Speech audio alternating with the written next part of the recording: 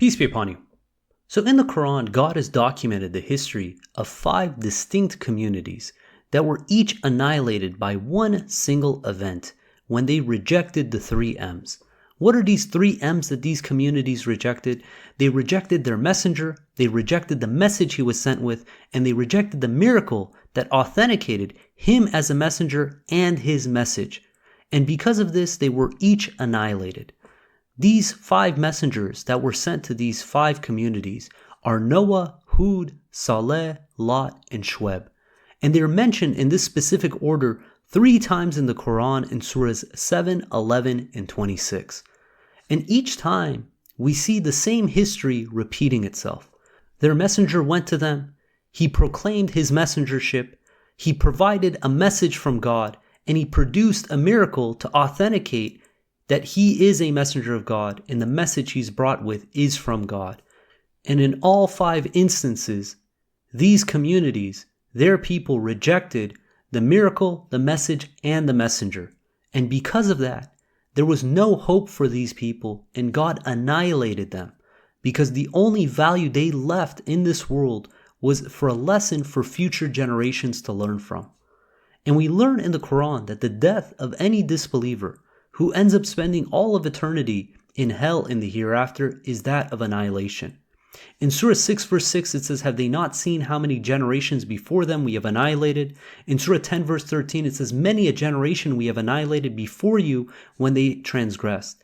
Their messengers went to them with clear proofs, but they refused to believe. We thus requite the guilty people." We see the example of the people of Pharaoh. In Surah 8 verse 54 it reads, "Such was the case with the people of Pharaoh and others before them. They first rejected the signs of their Lord. Consequently, we annihilated them for their sins. We drowned Pharaoh's people. The wicked were consistently punished." What sets these 5 communities different than Pharaoh or any of these other deaths from a disbeliever is that these communities, their entire culture, their entire society was wiped out. When Pharaoh and his troops were wiped out, his culture persisted. There ended up being many more pharaohs after him. But when God annihilates a community like he did for the people of Noah, Hud, Saleh, Lot, or Shuaib, there is no coming back. And in each of these communities, God annihilated them in a particular manner. Specifically in this episode, I want to look at how were the people of Saleh annihilated, because there's something very fascinating here. If you look at how the people of Noah were annihilated, it was by the flood. The people of Hud was the storm. The people of Lot was showers of rocks. The people of Shuaib were the quake. What caused the annihilation of the people of Saleh? And the reason I'm bringing this up is because of 2 verses. In Surah 7 verse 78, it talks about Thamud. Thamud was the town where Saleh was sent to. And it reads, "Consequently, the quake annihilated them, leaving them dead in their homes." So from this verse, if someone was to read it, they'd say, okay, it was an earthquake. That's what annihilated them. End of story. But then if we read Surah 51 verse 43, it reads, "In Thamud there is a lesson. They were told, enjoy temporarily. They rebelled against the command of their Lord. Consequently, the lightning struck them as they looked." So which one was it? Was it a quake? Was it lightning? Was it both? And God willing, in this episode, I want to look at this, and I found something very fascinating that I want to share. So let's start by looking at the history of the people of Saleh. Saleh was sent as a messenger to Thamud, and we read in 26:141, it reads, "Thamud disbelieved the messengers. Their brother Saleh said to them, 'Would you not be righteous? I am an honest messenger to you. You shall reverence God and obey me. I do not ask you for any wage. My wage comes only from the Lord of the universe.'" So here Saleh is spelling out how this mechanism works. He was directly appointed by God as a messenger, and he's presenting this information to his people, telling them that they shall reverence God and obey him. And then it's telling them also that he's not asking for any wage, any money. His wage comes from the Lord of the universe. So it's not like he's benefiting in a worldly sense by proclaiming this information. In 26:146 it continues, "Do you suppose you will be left forever secure in this state? You enjoy gardens and springs and crops and date palms and delicious fruits." So the people in Thamud are highly successful. It seems like they have a pretty good situation. They have security, they have provisions, they have fruit. And what happens to a society that becomes unappreciative of these blessings that God has given them? We see the example in Surah 16 verse 112. It says, God cites the example of a community that used to be secure and prosperous, with provisions coming to it from everywhere. But then it turned unappreciative of God's blessings. Consequently, God caused them to taste the hardships of starvation and insecurity. Such is the requital for what they did. Salih is reminding his people of a similar outcome. That if they're unappreciative, if they basically continue in their transgression, in their idol worship, that their only outcome from them is these things that they were blessed with will be taken away from them. Their security, their provisions, their fruits, all these things that they value are going to be stripped away. We see this in the example of the people of Sheba in Surah 34. It reads, Sheba's homeland used to be a marvel, with 2 gardens on the right and on the left. Eat therefrom from your Lord's provisions and be appreciative of him. Good land and a forgiving Lord. They turned away, and consequently, we poured upon them a disastrous flood, and we substituted their 2 gardens into 2 gardens of bad tasting fruits, thorny plants, and a skimpy harvest. We thus requite them for their disbelief. Do we not requite only the disbelievers? So what caused them to lose this garden, these provisions they had? It continues in 34:17 says, or 18, it says, we placed between them and the communities that we bless other oases, and we secured the journey between them, traveled therein days and nights in complete security. But they turned unappreciative and challenged our Lord, we do not care if you increase the distance for our journeys without any stations. They thus wronged their own souls.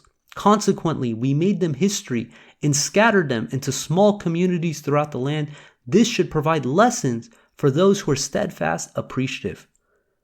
This is the lesson Salih is trying to tell his people, that if they become unappreciative, if they continue in their transgressions, these things that they value so much are going to be taken away from them.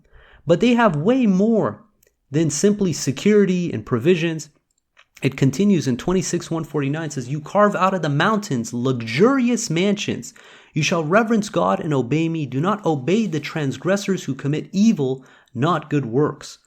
In Surah 7 verse 74, it says, recall he made you inheritors after Ad and established you on earth, building mansions in its valleys and carving homes from its mountains. You shall remember God's blessings. Do not roam the earth corruptingly. These individuals, they would carve their homes out of the mountains. And you can see it because in Surah 15, it's entitled Al-Hijr. This is the town of Thamud.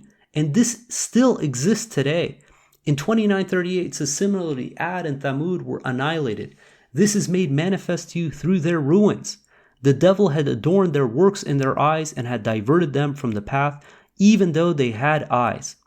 In Surah 15 verse 80, it reads, the people of Al-Hijr but disbelieved the messengers. We gave them our revelations, but they disregarded them. They used to carve secure homes out of the mountains. The disaster hit them in the morning. What they hoarded did not help them. Al-Hijr is the location where Thamud was located.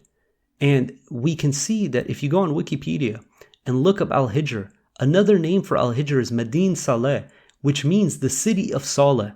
And if you go and look at the photos, it's just like Petra, where they have these valleys and canyons and they've carved homes inside them. And this is how they lived. They lived a very luxurious life. So what did Salih do to confirm his messengership? So first, he came, proclaimed that he's a messenger. Then he gave them a message. And now he has to provide proof of his messengership. In 1162, it says, they said, O Salih, you used to be popular among us before this. Are you enjoining us from worshiping what our parents are worshiping? We are full of doubt concerning everything you have told us. He said, O my people, what if I have solid proof from my Lord and mercy from him? Would you support me against God if I disobeyed him? You can only augment my loss. O my people, this is God's camel to serve as a proof for you. You shall let her eat from God's earth and do not touch her with any harm, lest you incur an immediate retribution. So the question that normally comes up now is, how is a camel a miracle from God? You know, these people probably saw thousands of camels. What made this one unique? We read in Surah 26, verse 155, he said, "Here is a camel that will drink only on a day that is assigned to her, a day that is different from your specified days of drinking. Do not touch her with any harm, lest you incur retribution on an awesome day." These people at this time, they recognized that this camel was not like any others that they had, that there was something unique, special, inspired directly from God that convinced these people that Salih's message was authentic.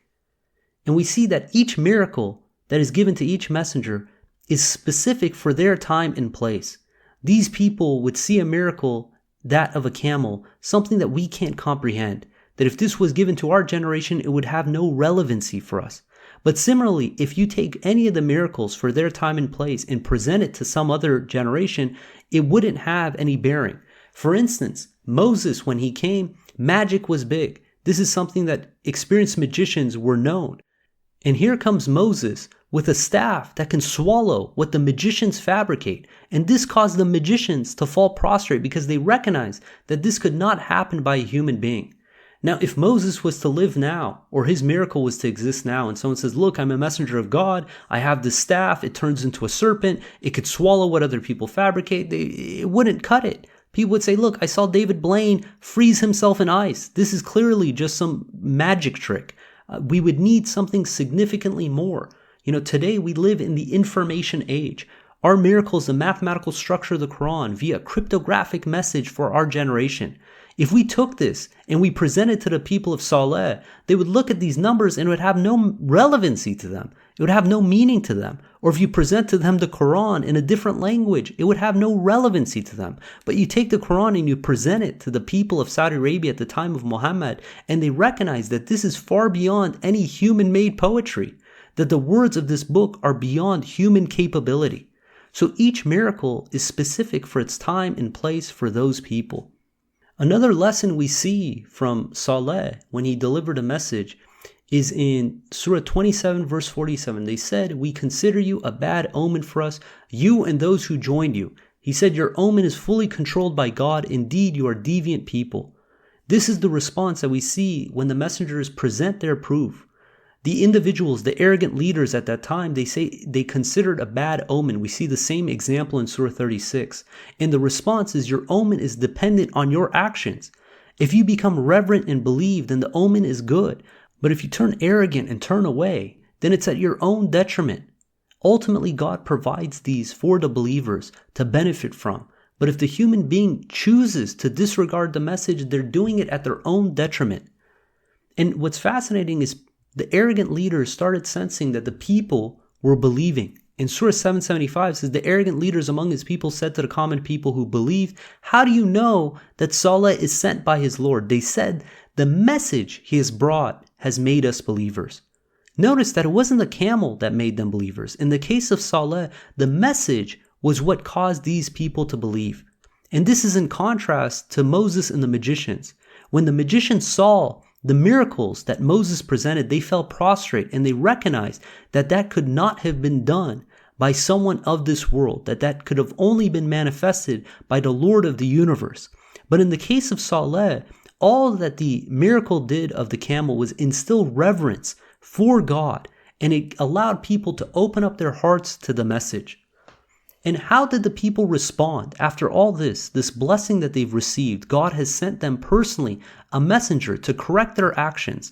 In Surah 27 verse 48 it says, "There were 9 gangsters in the city who were wicked and never did anything good. They said, 'Let us swear by God that we kill him and his people, then tell his tribe we know nothing about their death. We are truthful.'" What a wicked act. These people believe in God because they're swearing by God to commit sin. It shows just how terrible of an individual these gangsters are. That they're vowing to God to kill God's miracle, his proof that was presented to them, and also the messenger bearing this good news. In 776 it reads, "The arrogant one said, 'We disbelieve in what you believe in.' Subsequently they slaughtered the camel, rebelled against their Lord's command, and said, 'O Salih, bring the doom you threaten us with, if you are really a messenger.' Consequently the quake annihilated them, leaving them dead in their homes. He turned away from them, saying, "O my people, I have delivered my Lord's message to you and advised you, but you do not like any advisors." Someone who doesn't take heed to being corrected, to being shown when they're wrong, is never going to be able to make it back on the right path. In Proverbs verse 12, it reads, "Whoever loves instruction loves knowledge, but he who hates correction is stupid." An individual who doesn't take heed, who won't accept the fact when they're wrong, won't correct the errors of their way, will never be able to make it back into God's kingdom. Their ego has grown just too big. And this is what happened to the people of Salih. So back to the question at hand. What annihilated the people of Thamud? In 778 we read, "Consequently the quake annihilated them, leaving them dead in their homes." The Arabic word for quake is rajfatu, which is also the same word used for the annihilation of the people of Shuaib in Surah 7 verse 91 and 29 verse 37. So this assures us that the understanding of this word is quake. And in 51:43 it says, "In Thamud there is a lesson. They were told, enjoy temporarily. They rebelled against the command of their Lord. Consequently, the lightning struck them as they looked. They could never get up, nor were they helped." And some people might try to twist this word as-sa'iqatu to mean a thunderous blast, as in a crack of thunder or a roaring sound. But if we read in Surah 69 verse 4, it uses a third word. It says, "Thamud and Ad disbelieved in the shocker. As for Thamud, they were annihilated by the devastating." And the Arabic word for devastating, that's translated as devastating, is bil-taghayati, which means a thunderous blast or also a lightning storm. So the fact that we have these distinct words that all are insinuating some form of lightning lets us know that definitely it wasn't just a quake, there was lightning involved. And one of the last verses that to me gives me pause as far as what exactly took place is in Surah 54 verse 31 when it reads, "We sent upon them one blow, whereupon they became like harvested hay." If someone was annihilated by a quake, how would that make them into harvested hay? How does that parallelism make sense? So let's summarize some of these points. From the verses we read, we know that they died in their homes. In Surah 11 verse 67 it says, "Those who transgress were annihilated by the disaster, leaving them in their homes dead." That their homes were in the mountains, that they carved their homes in the mountains. And in 774 it says, "Recall that he made you inheritors after Ad and established you on earth, building mansions in its valleys and carving homes from its mountains." So these individuals, they were living inside these rock formations, these mountains, and that they were annihilated by the quake. In 778 it reads, "Consequently the quake annihilated them, leaving them dead in their homes." That the quake occurred in the morning. In Surah 15 verse 83 says the disaster hit them in the morning. And that before they were annihilated, they saw lightning. In 51:44 it says they rebelled against the command of their Lord. Consequently, the lightning struck them as they looked. And that the homes survived because we have their ruins today. In 29:38 it says, "Similarly, Ad and Thamud were annihilated. This is made manifest to you through their ruins." And today you can go to Al-Hijr, and north of Saudi Arabia, just south of Petra, and be able to see these homes that they lived in. And then the last one is that whatever annihilated them caused them to look like harvested hay. In 54 verse 31 it says, "We sent upon them one blow whereupon they became like harvested hay." So if you stuck around this long, let's get to the good stuff. So again, they were in their homes. Their homes were made out of rock. They were carved into the mountains. They were annihilated by the quake, but they were looking at lightning. And so therefore they weren't outside because they died in their homes. And we know that it was the morning time and that their homes remained, but that it ended up leaving them like harvested hay. So that's it in a summary. So what does this all mean? How do we reconcile all this? There's a recent phenomenon that's been around for centuries, but just recently has been really gaining steam, because in the past when this was reported, everyone just assumed that this was an urban legend. There was no legitimacy to it, and it has to do with something known as earthquake lightning. Over the centuries, there have been many reports of earthquake lights, both before and while the ground was shaking. Normal lightning results from a buildup of electrical charge in clouds. However, Lab experiments now suggest earthquake lights may instead originate from the buildup of electrical charge in the ground surrounding geological faults. So if you go on YouTube now and type in earthquake lightning, you'll see there's a bunch of these videos from various earthquakes that took place where people are filming on their phone the lightning that's taking place at the time of the earthquake. Sometimes this lightning happens in the sky and sometimes it happens in the ground. Originally, people were thinking that when the plates were shifting during the time of an earthquake, that gas was being released and was causing lightning, and this still might be the case. So it could have been that these people, in the morning, they looked up out of their windows, they saw lightning, and then boom, the earthquake happened and they were annihilated. I think there's more to it than that. The mountains where Thamud was located, the rock formation is made out of silica, iron, lime, and it's a quartz-based stone. Now, anyone who studied electrical engineering knows that quartz has something that's called a piezoelectric effect. What this is that if you were to hit quartz with a hammer, it causes an electrical output. And what I believe took place at the time of the people of Thamud was when the earthquake resided, that this caused an electrical surge throughout the mountain. The fact that this occurred in the morning meant that there was moisture. And these individuals, they were cooked alive inside their homes. The verse in 54:31, it says, when we sent upon them one blow whereupon they became like harvested hay, it makes sense that they were as if they were sitting inside an electrical chair. If you look at what happens inside an individual who dies by electric chair, what they do is they put a cap on top of their head and they put wet sponges on them in order to create a conductive charge. And when the electrical pulse goes through that body, what ends up happening is that they are fried from the inside out.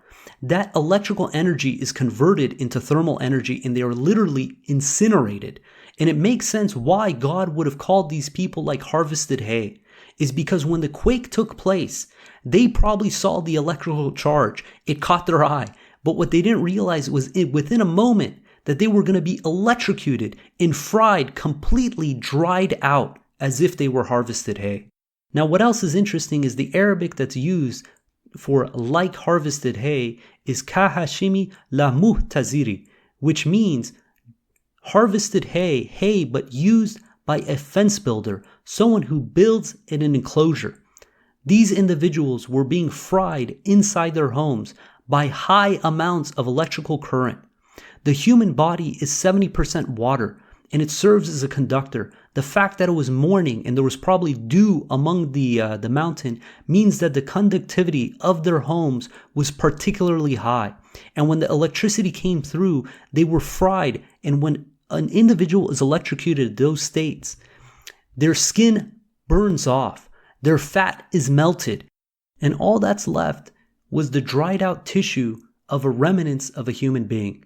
Now, what makes this so fascinating is that these secure homes that they treasured so much, that they believe provided them protection, ended up being the caskets for their demise.